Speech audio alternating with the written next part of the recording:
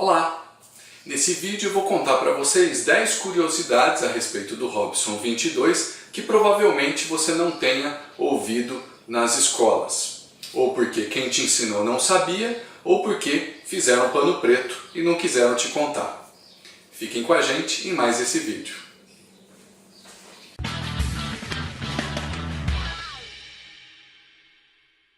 Dez coisas que o pano preto lhe privou de aprender sobre o Robson 22. Bom, para quem é novo na aviação, pano preto é uma expressão que a gente usa para quando alguém te escondeu alguma informação. Talvez você conheça algumas, outras não, mas eu espero que esse vídeo aí contribua com vocês aí com algumas informações pelo menos. Você pousou num destino, né, numa navegação, e aí você foi fazer o cheque de abandono e viu que perdeu a tampa do tanque de combustível. A aeronave no chão, você não consegue decolar sem essa tampa porque, enfim, pode sair combustível, pode entrar impureza e tudo mais. Você está numa cidadezinha pequena, vai ter que ficar esperando lá alguém trazer de longe para você uma tampa de um Robson 22. Ou você pode providenciar uma tampa do tanque de combustível do Fusca. Exatamente. Ela vai quebrar um galho aí perfeitamente para você se deslocar até a sua base e poder substituir aí pela tampa original. Veja bem, não estou falando para você usar isso de forma contínua. Seria uma solução paliativa aí para não passar um apuro maior. Então essa é a informação número 1. Número 2. O que acontece caso a entrada de ar do motor seja obstruída? Essa entradinha aqui, ó. A maioria das pessoas fala, obstruiu a entrada de ar com uma sacolinha, alguma coisa.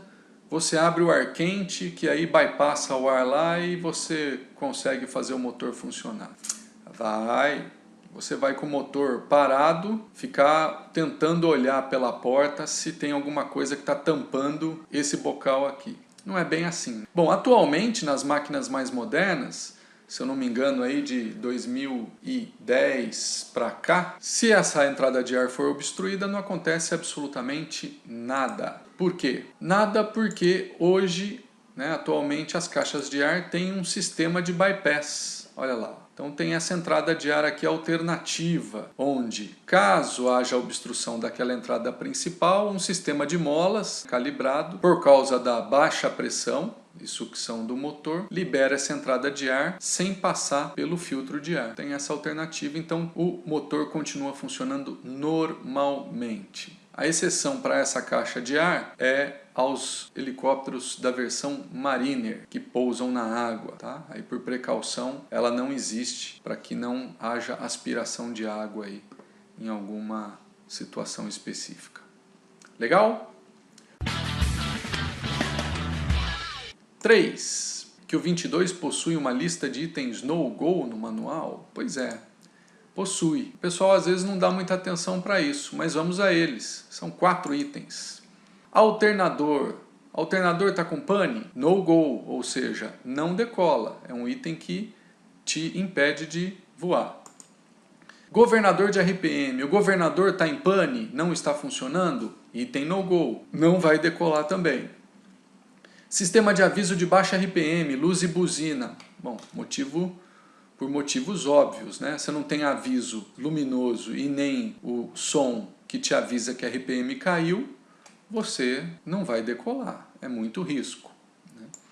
E por último, o que parece menos importante, mas não deixa de ser, é o termômetro de ar externo, OAT.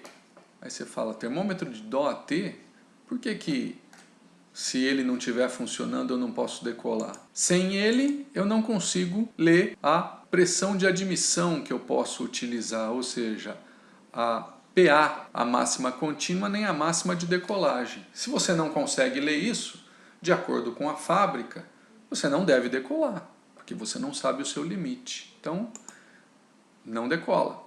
Eles têm a sua razão aí, é uma questão operacional da máquina, tá? Então, sem OAT também não decola. Eis aí os 4 itens. Próximo. Você sabia que além do amperímetro tem outro instrumento muito útil aí de apoio elétrico? Então, é o próprio termômetro da OAT. Não sei se vocês já perceberam, mas ele tem um botãozinho aqui na lateral direita dele. Na posição para cima, ele mostra a temperatura em graus Fahrenheit. Na posição intermediária, ele mostra a temperatura em graus Celsius. E a maioria deles, não são todos, alguns não têm essa opção, os do 44 é mais comum não ter. Na posição para baixo, ele indica o quê? Volts da bateria. Tá? Então ele é muito interessante essa função dele para duas situações. Primeiro, partida, para você ver se a tensão não está caindo demais e por isso que está difícil de pegar o helicóptero. E segundo, numa pane de alternador. Lembra que em pane de alternador você tem que desligar os elementos desnecessários e pousar assim que praticável? Mas você nunca sabe quanto que a sua bateria vai durar de verdade, né? O pessoal adora fazer conta, dura 20, dura 30, não existe isso.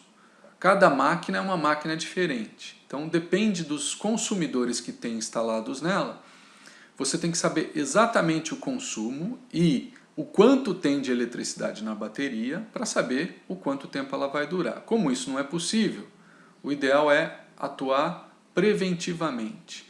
E o voltímetro é um cara que pode te indicar. Quando a tensão aqui estiver caindo, quando você vê que ela está chegando no 10 volts, quando ela baixar de 10 volts, as coisas vão parar de funcionar corretamente no helicóptero. É a hora de você ir para o chão aí imediatamente. Ok? Próximo.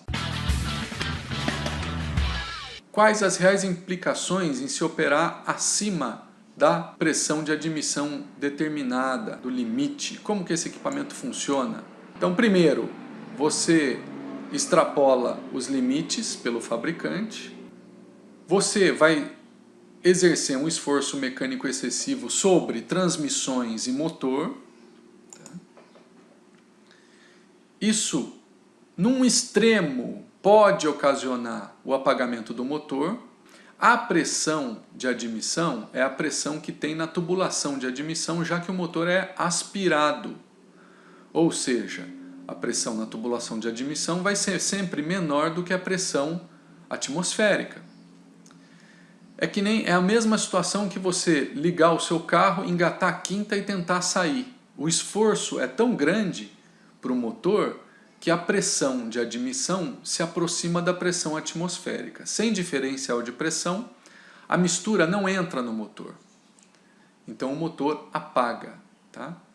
Isso eu nunca vi relatos no caso do Robson 22, mas é uma informação que tecnicamente é importante, porque é possível. Né? Com o motor desligado, a indicação do manifold vai ser exatamente a pressão atmosférica. Então, no motor a pistão, a gente usa a pressão de admissão. É o nosso indicador de quanta força o motor está fazendo.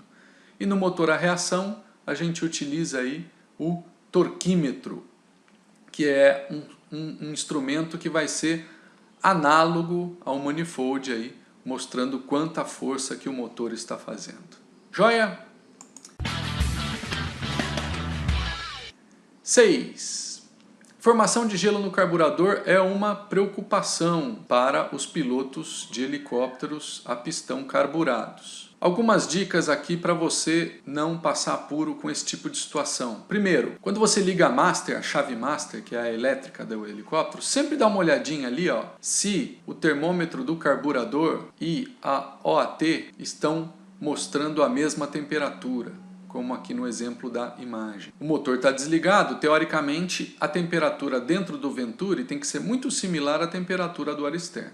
Com o motor ligado, desconfie se eles apresentarem a mesma temperatura. Se o motor está ligado, dentro do tubo de Venturi, com certeza uma temperatura que vai estar muito mais baixa do que a temperatura do ar externo. Então, ligou o motor, os dois estão mostrando a mesma temperatura, desconfie. Um dos dois pode estar mostrando uma indicação errada, provavelmente esse cara aqui, que é o termômetro do carburador.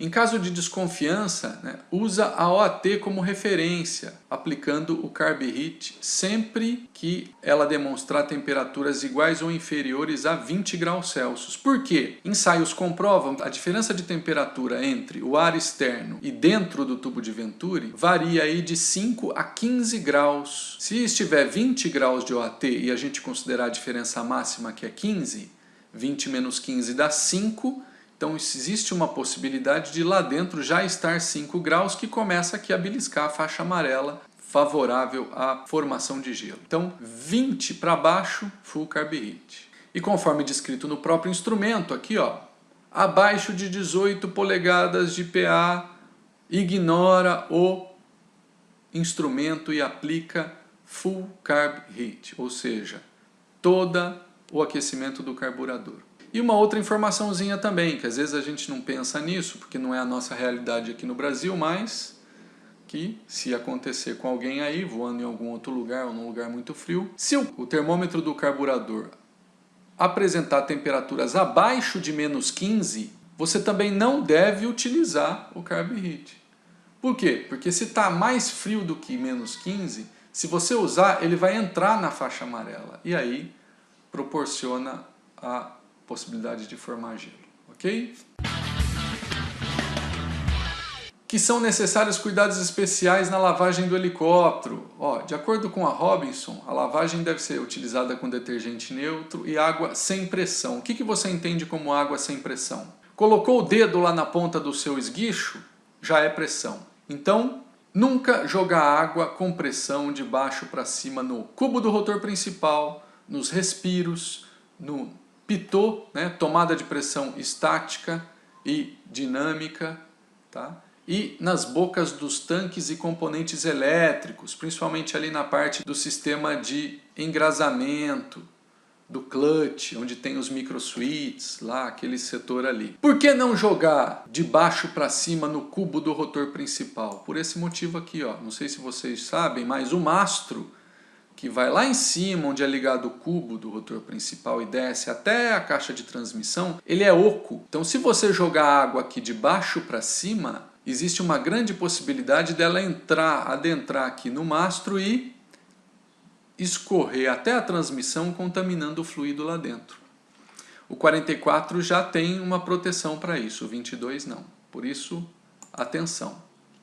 Então, devem ser protegidos tomada de pressão dinâmica, tomada de pressão estática, respiros e principalmente aí muito zelo com o cubo. Os mecânicos normalmente isolam esses componentes com fita crepe e plástico e tudo mais. Ok? Oitava. Você sabia que a Robson não prevê partida assistida nos Robson 22? Pois é. Isso é muito comum na aeronaves a reação, né? Mas para poupar a bateria.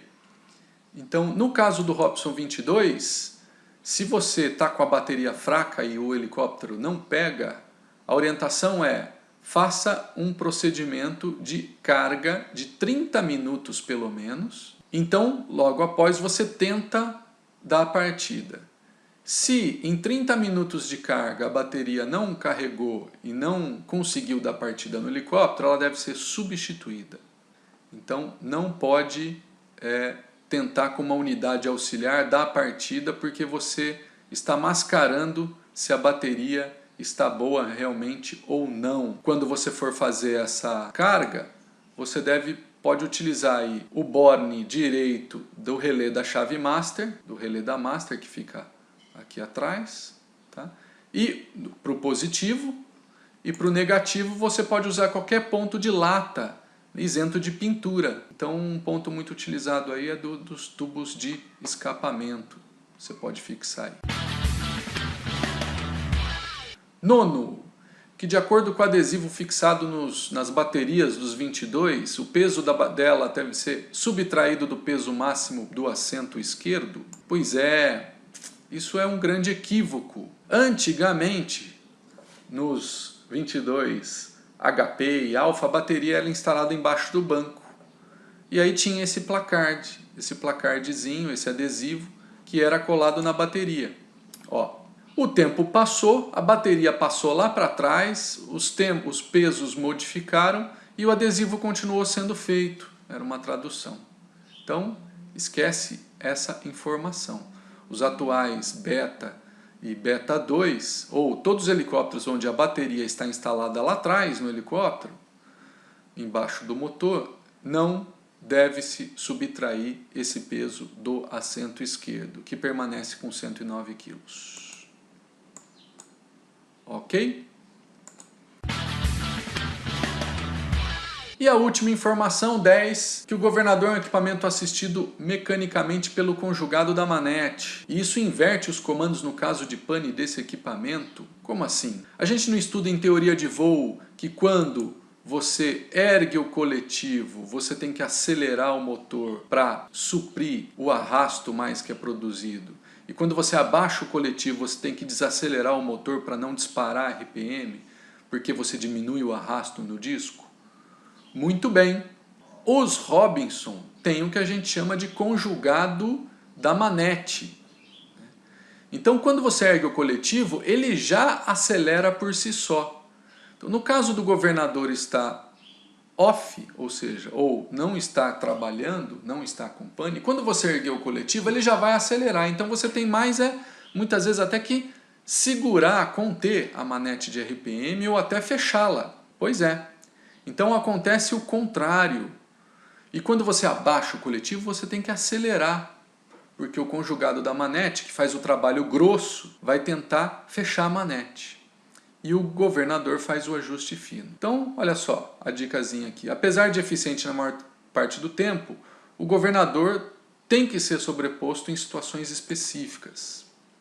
Caso desligado devido ao conjugado da manete, deve-se atuar contrariamente no que se aprende em teoria de voo. A luz do governador ela acende quando existe o corte de alimentação no sistema, é um sistema eletricamente assistido. Então, não necessariamente a luz acender vai te indicar uma pane, ou pior, não necessariamente quando você tiver uma pane, aquela luz no painel vai acender. Ele pode apresentar mau funcionamento sem a luz acender, e provavelmente é isso que vai acontecer. Por isso que é importante ficar de olho aí no tacômetro, nas agulhas, para estarem sincronizadas. E por último, o governador ele pode sofrer interferências e causar oscilações de RPM quando operando próximo a antenas de rádio e celular. Então, muita atenção aí quando você está perto de torres de alta tensão, torres de celular, porque ele é um equipamento elétrico e está sujeito a interferências de campos eletromagnéticos muito intensos. Ok? É isso aí. Espero que vocês tenham gostado aí desse vídeo. Obrigado aí por terem assistido e até o próximo vídeo.